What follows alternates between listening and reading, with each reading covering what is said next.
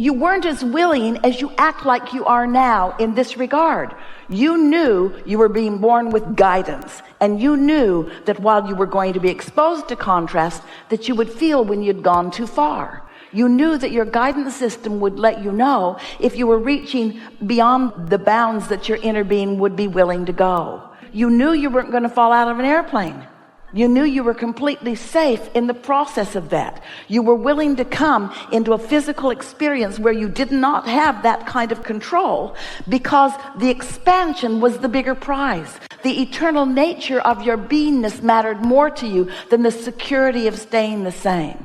And so it's this perfect process where the non-physical part of you said, we'll remain here constant and sure, and you're the pioneers out here on the leading edge where you will discover something new that you want, and as soon as you want it, we will acknowledge the perfection of that which you have honed from this, and we will give our undivided attention to the new desire that is born within you, and we will make it so vibrationally. And you said, because we are all creators and the leading edge is out here where you are, you said, and I, in my physical form, will connect with the energy that creates worlds, and together we will make this idea that was born out of contrast something that is real, that is tangible, that others can live and see.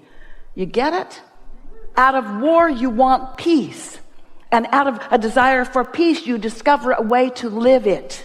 But you do it in concert with this energy that creates worlds. This is a big topic. We got all over it. So, in a way, I agree to be ignorant of that. I agreed that instead of a band like this of exploration, that I would be born into a body where I had a band like this of exploration. Because I knew out of a band like this of exploration that it would launch more rockets of desire over here to where they're tended under this band of exploration. I was willing to get out there on the leading, bleeding edge a little bit for the purpose of discovering something that is more. But there's a really big point that we have not woven into this. The why of all of it. Why? Why, if I'm pure positive energy and I'm experiencing no resistance, which is what so many humans think is the objective that we're teaching here, it isn't. We can see how you might decide that from what you hear from us. If you were in a place of no resistance, why would you come into a place where there's more resistance? Because out of that, you give birth to new ideas. Well, what's the point of giving birth to a new idea if giving birth to a new idea, I'm just going to allow it and receive it? What's the point? In other words, what's the point of expansion? What's the point of evolution? What's the point of becoming more? Because it's so fun to go from less to more. It's so satisfying when your life gives you an idea of something that you might like to experience beyond what is. And when your life gives you a big idea, a big reason for wanting something to be better. And then you find ways of releasing resistance of what's missing and finding the belief in the laws of the universe and the steady eye of your non-physical inner being. And you get in concert with that, so that you have the vision of what you're reaching for, so that the vision of what you're reaching for is more emphatic than the reality that exists outside of it, or the reality that even gave birth to it. And then you stand in the power of that energy, and you get to witness all of the forces of the universe bringing your idea into reality. Let's say you're a painter and you're really good at it, and you've painted a lot of really good things. And you have a gallery, and there's a lot of stuff in there, and people come and they look at it, they're uplifted by it, and they like it. And you just stand there all day and just look at what you've done. Or you go into your workshop and you paint some more. Well, what's more appealing to you? Just stand there and appreciate your previous work? Or to be inspired by new beauty, to discover new mediums, and to discover new textures, and to find new ways of displaying your creative genius? What's more satisfying to you? To stand there and watch what has been done, or to be in the process of becoming more? We're just asking you in practical terms, what feels better to you? becoming is a big deal. Becoming is a big deal. In fact, it's an eternal deal. It's a deal that you can't stop becoming. You can't cease being in the process of becoming. But a lot of what we say falls on deaf ears with you, with humans, because you just keep wanting to get the becoming done so that you can have become. I don't want to create my fortune. I just want my fortune. And I don't want to attract my lover. I just want to be with my lover. I don't want to come to know it. I want to know it.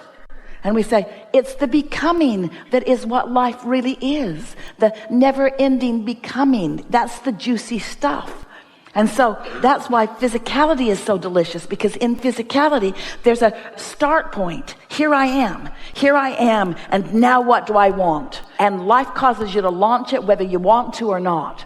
But when you come to understand the laws of the universe, and then you deliberately click into the vibration of what you've already given birth to, even though it hasn't manifested, and then you get to tune into the energy so much that you begin seeing the vision and seeing the movie and having the daydream and feeling the impulses, and then you follow those feelings and you follow those impulses, and you watch your own hands in the clay turning the thoughts that once you thought, the vibrations that you once offered. You get the experience, the delicious experience of those thoughts turning to things. You get to witness that, you see. And in your lazy humanness, you might say, oh, big deal. But we promise you, it is a really big deal. Sometimes you're so tired that these words just sound like, oh, really? I'd just like to die and rest.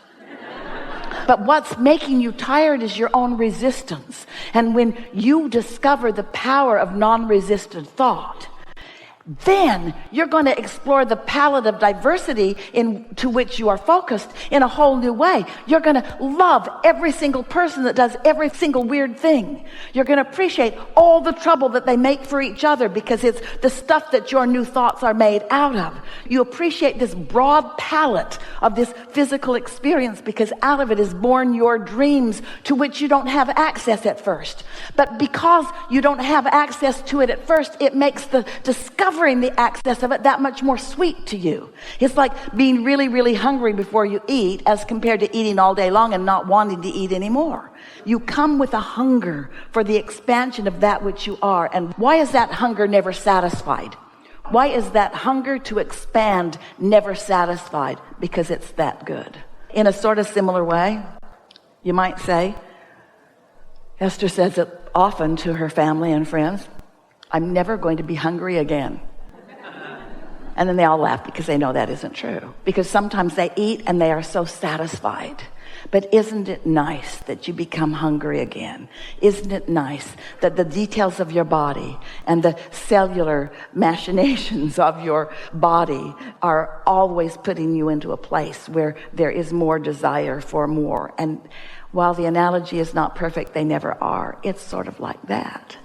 You have an eternal hunger for being that is satisfied by launching rockets and acknowledging that there is a gap for a while.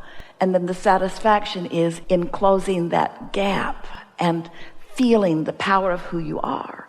But these words are not reaching you quite yet in the way that they one day will, because as you think about some of the things that we've been talking about here today, and you acknowledge the existence of the law of attraction, and you acknowledge the existence of your vortexual reality, of your vibrational reality, and you pay attention to the way you feel, and you do something about tending to your own vibration. You get out ahead of things by pre-paving and pre-planning. You put yourself in the most conducive possible opportunity to receive inspiration from your inner being by praising and appreciating and rampaging and meditating and soothing yourself. In other words, you use all the tricks that you can find anywhere, anything that causes you to feel good. You do it on a really regular basis. And then you begin your day by tuning yourself. And then as you move into your day, the first thing that feels a little off to you, you make your effort to pivot. You make your effort to find a thought that feels better. And if that that doesn't work, you change the subject. And if that doesn't work, you take a nap. But your quest is always the same thing for the nap. Your quest is always the same thing. Your quest is alignment. Your quest is knowledge. Your quest is wholeness, you see. And so we get your questions. It's like, Abraham, I don't quite get it. I was whole, and then part of me came, and I deliberately caused a sort of separation. What's the point of that? And we say, what you're calling a separation, we're calling a refinement, was for the purpose of you discovering in a more tactile way things that you would like to create in this environment where things become tangible. We want you to accept that this time and space is the leading edge of creation. It's nice to have a thought and it's nice to have a dream, but oh, isn't it even more nice for that dream to become a reality? It's nice to think nice thoughts. It's nice to think about love, but isn't it delicious to have an object of attention to which you are flowing your love? The tangible realness of this physical time and space is the epitome of creating. That's why you took your creative genius and you brought yourself here. But then you shoot yourself in the foot by clamoring with each other and judging each other about how well you're creating, and by making judgments about what's the right thing to create and what's the wrong thing to create, until you sort of have polluted the whole tray of colors and substances, until you don't allow yourself the satisfaction that could be there if you weren't in judgment of each other. If you would just accept the perfection of all of the differences of that which you are. If you could accept the perfection without judgment of all of the differences that you are, then you would have this huge palette from which to choose. And when you launch a desire and then follow the lead of how your inner being feels about it, and then witness all things coming into place to give you exactly what you want, you would lose your sense of competition.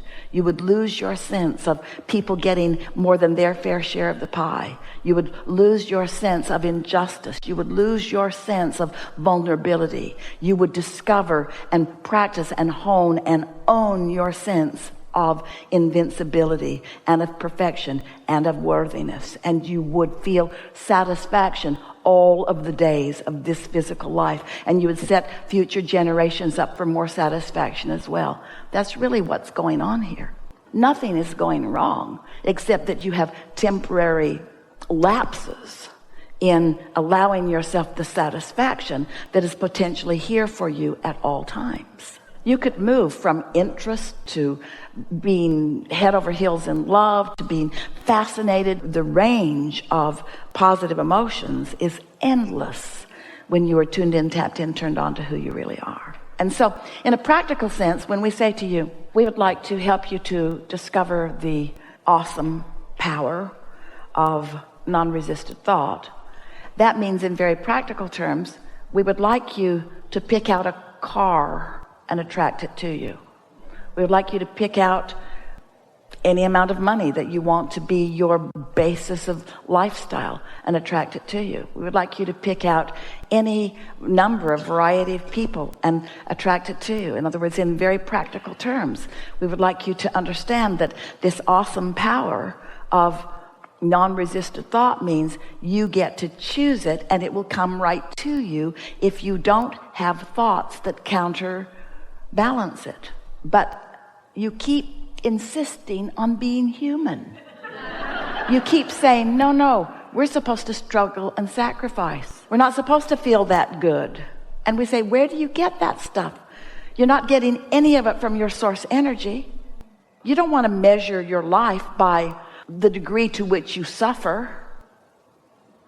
I suffer a little less than the rest of you, and I'm not sure if that's a good thing or a bad thing.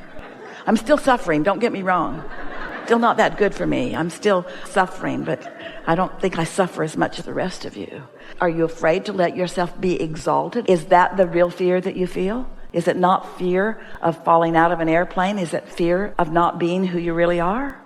It is that. It's exactly that. It's the way you feel when you deny the power that is really you. It's the way you feel when you deny the clarity that is really you. It's the way you feel when you deny the expansion that is really you, or the possibilities that is really you.